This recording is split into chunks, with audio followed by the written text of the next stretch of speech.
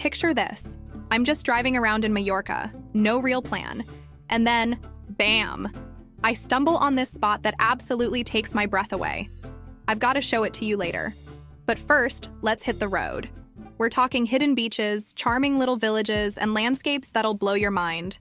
Trust me, this road trip is going to be epic. Let's get started. I landed in Palma and spent one night there, eagerly waiting for the next morning to begin my road trip. I picked up my rental camper van and wasted no time heading to my first destination, Cala Pai, an increasingly less hidden cove with clear waters and towering cliffs. It's a true paradise for beach lovers. Although it was quite crowded when I arrived, I found a viewpoint instead of relaxing on the beach. As you can see, the water here is crystal clear, but the best part is up here on the cliffs. Let's take a quick walk up these steps, watch your step, and I'll show you why this view is worth every bit of the climb. I highly recommend doing this as you'll be rewarded with spectacular views over the beach from above. Next, I'm heading to two beaches that you can only reach by trekking down some steep steps. Trust me, the effort is totally worth it. You won't believe what I found there. Let's go. To continue my quest to find the best beaches, I headed to the next two, just a short drive away, Calador and Cala Salmunya. These are only accessible via steep steps, leading to a rocky cove with picturesque buildings dotted along the shoreline. It's not the kind of beach where you can relax on the sand, but it's a great spot for jumping off the rocks into the water if you're into that. The other beach has a small sandy area, perfect for a swim in the crystal clear water, which was one of the best I've had. Take a look at this. Just look at how the sunlight hits the water here. The color is almost unreal, right? I'm going to move a bit closer so you can really see just how clear it is. Now, if you think these beaches are stunning, wait until you see what's hidden beneath the island. I'm about to take you deep underground to one of Mallorca's most mysterious and mesmerizing locations. Next, I needed a break from the beaches, so I decided to explore the mystical coves del Drac.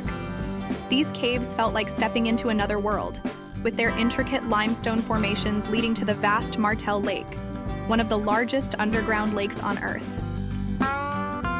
The beauty of the place was undeniable, but it was crowded, which made it a bit challenging to fully enjoy. It felt like trying to appreciate a masterpiece in a packed museum. Beautiful, but you wish you had more space and time to take it all in. Even so, these caves are definitely worth a visit, especially if you can manage to go when it's less busy. The reflections on the water, the cool air, the sense of being deep underground. It's an experience you won't forget. After the caves, I craved some fresh air, so I headed to Cala Mesquita. The beach was as stunning as expected, with its wide stretch of sand, crystal clear waters, and rugged dunes that give it a unique character. It was busier than I'd hoped, but the scenery more than made up for it. Rolling hills and forests that seemed to embrace the beach. To escape the crowd, I wandered off to a quieter spot on the far side of the beach. There's something special about finding your own little corner, where it's just you, the sound of the waves, and the breeze in the trees. Much better. One of the highlights of my trip was the Albufeira watchtower. It's a bit off the beaten path, which makes the views from up there even more rewarding. The sweeping panorama over the peninsula, with the sea stretching out into the horizon, it's something you have to see for yourself. Climbing the old, narrow ladder to the top of the watchtower was an adventure in itself.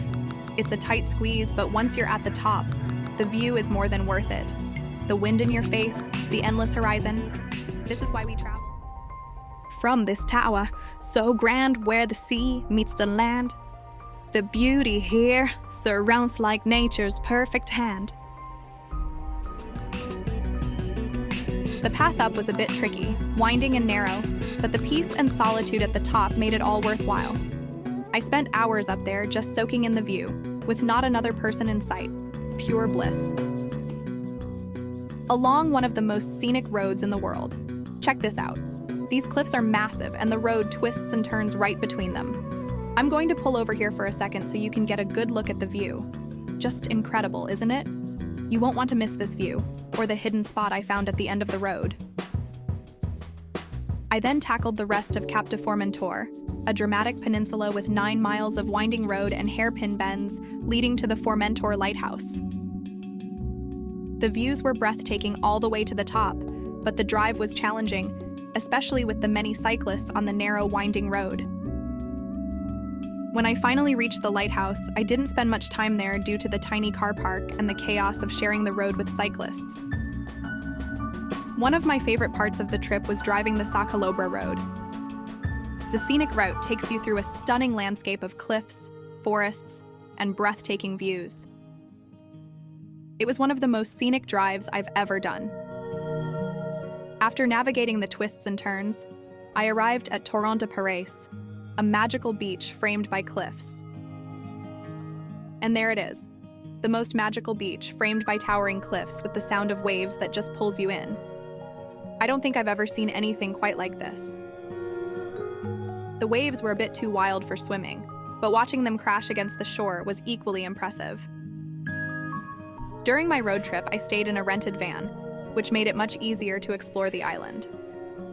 I didn't have to worry about organizing hotels, and I could sleep wherever I wanted. The van was small but perfect for a week of exploring, especially on the narrow, busy roads of Mallorca. No trip to Mallorca would be complete without visiting a traditional Mallorcan village. I visited 3 main ones: Soler, Daya, and Valdemossa. Soler is split into 2 parts, the port and the village. The port was busy, but the village was quieter and more picturesque. Take a look at this. The narrow streets here are so charming, and you can just feel the history in every corner. Daya was a postcard-perfect village nestled in the Tramuntana mountains, with narrow streets, stone houses, and an artistic charm. It's smaller than Zoller but far more scenic, with beautiful mountain views. My road trip culminated in the charming village of Valdemossa, a place steeped in history with its cobblestone streets and beautiful stone buildings. I arrived early in the morning, just as the sun was beginning to cast a golden glow over the town. The streets were completely empty, making it feel like I had stepped onto a movie set from a different time. Valdemossa quickly became my favorite of the 3 villages I visited, and it's easy to see why it's one of the most famous spots on the island. The peaceful ambiance, the historical charm, this place is truly special. Now, as promised, let me take you to the place where I woke up to that stunning view every morning. It's called Na Foradada, a bizarre and breathtaking spot where a massive hole pierces through a rocky peninsula, creating a view that's nothing short of otherworldly. The best part? If you get there early, you might just have this surreal wonder all to yourself. Trust me, this is one hidden gem you won't forget anytime soon. Mallorca is a place full of picturesque villages, stunning beaches, and breathtaking landscapes. The best decision I made was renting that van and taking the time to explore the island at my own pace. Break time Vac 1.